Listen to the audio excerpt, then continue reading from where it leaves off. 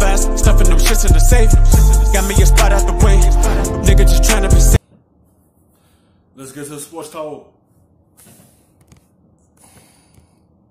So the Utah Jazz have turned around a slow start to the season by ripping off a 14-1 record in their last 15 games. They're 9-0 since trading for Jordan Clarkson, and they're up to third in the West. So, Ramona, are you buying the Jazz as a West elite team? Yeah, I think I've always bought them as an elite team because, I mean, didn't they do this last year? Mm-hmm. I feel like I've heard this story before. This is kind of what the Jazz do. They get off to a slow start. They hang in there. They make some kind of an adjustment, and then they go on a run. And this run, of course, has been propelled by a really soft schedule here. Not to take anything away from it, but they've only one of the teams that they beat has a winning record in this run here. Right. But they've been really good since Jordan Clarkson joined the team because he stabilized their offense. Because that's the points they need. They need that offense coming off the bench. When one of your starters go sit down and get the rest, he's an extra guy to bring offense off the bench to keep the scoring going while one of your starters are sitting down, and that's a good pickup for them because the offense that he brings to this team helped them out a lot more.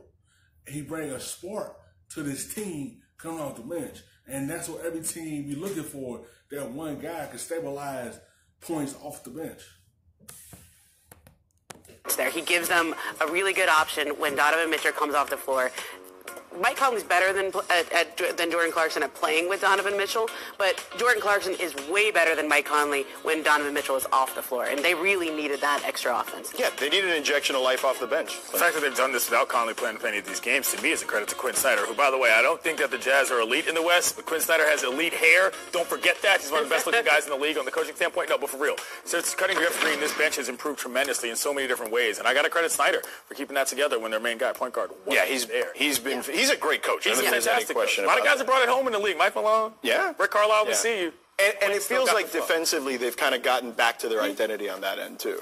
They also have been getting a lot from Bogdanovich, right? Yeah. He had 35 the other night. They're 7-1 when he goes for more than 30, 11-1 when he goes for 25 or more. So this is the guy that when we were all doing our picks for the preseason. He is a great addition as well. Bogdanovich is a good pickup for them as well. Like he's a stretch forward that helped this team out with 3-point shots. That's what the Jazz need a lot more. They need outside shooting, and he's a big pickup for them. And he scratched the floor for them. Right? Why were the Jazz going to run away with the Western Conference? Were they a sleeper team? It's because they got Bogdanovich, and he's really shown up the last 2 years ago, they were supposed to be fantastic, and they were. They took a step back last year. I think they're back to where they could be and they should be. All right, time for our League Pass game of the night. It's Sixers and Pacers. The Sixers lost in Indy by 18 points 2 weeks ago, and have lost 5 straight on the road. Joel Embiid is still out recovering from finger surgery, but he was on the court for the majority of that losing streak. So both Domantas Sabonis and Malcolm Brogdon are questionable. Clinton, is tonight a bigger game for the Sixers or Pacers? It's a bigger game for the Pacers for sure. They beat the Bulls without Sabonis and Brogdon, which was a pretty good game. Sidebar, my mother's going to be at this game. She told me that she's going. All right. I'm going to Sixers-Pacers. What should I know? And I was like, well, watch the game, look for Embiid. But I think this is bigger for the Pacers. The Sixers know how to win. It's just a matter of execution. I still think the Pacers are figuring out their identity, and this game at home is a big one for them. Well, I always think it's bigger for the Sixers just because they have the higher expectations on the season. Right. And they've got to hang in there in this. It's going to be a big deal for them because they don't have Embiid. It's like, can they sustain winning games without him on the floor for a week or two? Can they keep this up until he get back on the court?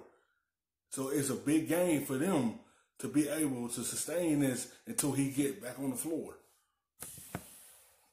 Eastern Conference with Joel Embiid out. Now, a couple of years ago when he basically broke his face, if you remember that injury where he was the masked man, they actually did pretty well at the end of the season without him because they can adjust. It actually creates some more space for Ben Simmons to do it, but he's going to have to carry the team now. Yeah, for sure. Look, I think for the Sixers, man, you got to be able to find a way to get some continuity for those guys like that aren't Ben Simmons and Joel Embiid. And I think Horford and Richardson can have that opportunity now here. All right, thanks to Ramona and Clinton for joining me. Rachel's back Tuesday, tomorrow, 3 Eastern on ESPN. You guys have a great rest of your afternoon. Thanks for watching ESPN on YouTube. For more sports highlights. For the look, baby, the rub, nigga, I gotta be safe.